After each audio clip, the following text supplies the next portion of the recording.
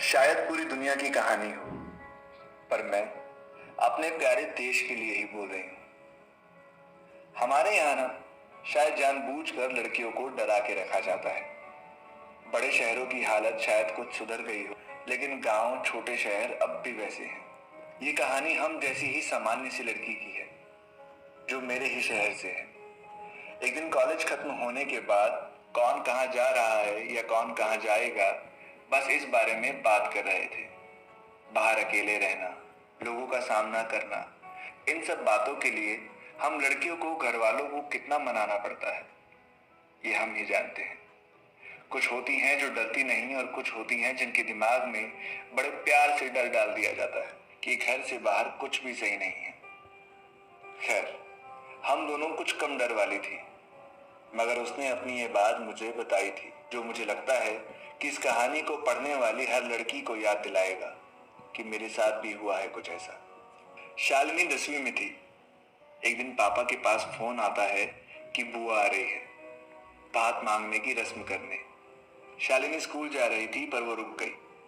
बुआ जी आई, साथ में फूफा जी और छोटी बुआ भी। सब रस्में, खाना पीना हुआ। दोपहर के टाइम बुआ जाने लगी तो बोली कि शालिनी को भी साथ भेज दो। वैसे ही पापा को 4 दिन बाद तो आना ही था, तो शालिनी को साथ भेज दिया गया।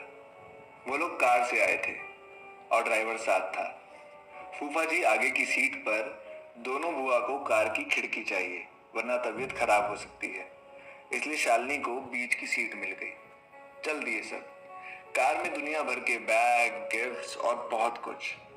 शालिनी की सीट की वजह से वो बस आगे देख रही थी। ड्राइवर की नजरें फ्रंट मिरर से बार बार उसे देख रही थी। उसे लगा कि शायद धोखा है, ऐसा कुछ नहीं है, मगर 1 घंटे में समझ आ गया कि वो सही थी। जब भी सामने मिरर में देखती, ड्राइवर उसे घूर रहा होता।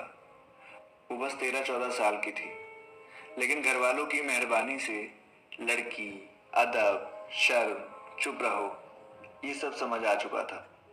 घर वाले बोल बोल कर एक अनजान सा डर लड़की के खून में मिला देते हैं। ड्राइवर को घूरता देखकर शालिनी में वही डर जाग गया। कुछ नहीं कर सकती थी। दोनों बुआ अपनी अपनी तरफ सो चुकी थी।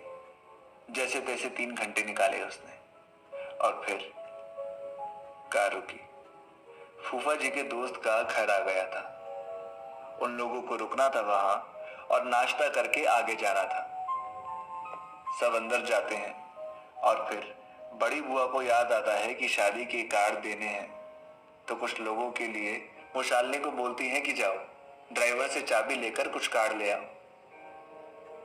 शालिनी को छोटा सा हार्ट अटैक आया, लेकिन फिर भी वो उठकर जाने लगी। इतने में फूफा जी बोले, अरे कार की चाबी मेरे पास है, वो ड्राइवर अभी देके गया।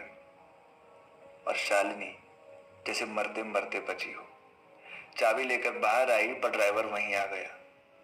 वो बोला नहीं कुछ भी, पर देखता रहा, घूरता रहा। किसी ने सच ही कहा है, डर सिर्फ नजरों का होता है। मिनट का काम सेकंड्स में निपटा कर शालिनी बस जैसे भाग आई वहां से। दोस्त के घर से निपट कर वो लोग अपने रास्ते पर फिर चल दिए, मगर इस बार शालिनी साइड सीट पर। दोनों बुआओं को कुछ देखना, समझना और बातें करनी थी। इस बार शालिनी ने खिड़की से नजर ही नहीं हटाई।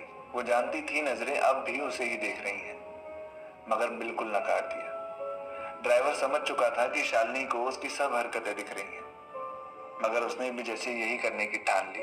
5 घंटे में बुआ जी का घर आ गया और कार से निकलकर शालिनी बिना कुछ सामान लिए अंदर आ गई। जब तक शालिनी वहां रही, ड्राइवर पूरा दिन घर के आसपास ही होता था, मगर शालिनी कभी उसके सामने नहीं आई। 2 दिन बाद बस एक पल के लिए छत से देखा दोनों ने एक दूसरे को। शादी निपट गई, शालिनी वापस आ गई, और इस बात को कुछ 13-14 साल हो चुके हैं। शालिनी में उन सिर्फ देखती हुई नजरों का डर आज भी है, और सिर्फ शालिनी में ही नहीं, हम सब लड़कियों में इन जानी पहचानी असहज करने वाली नजरों से डर है।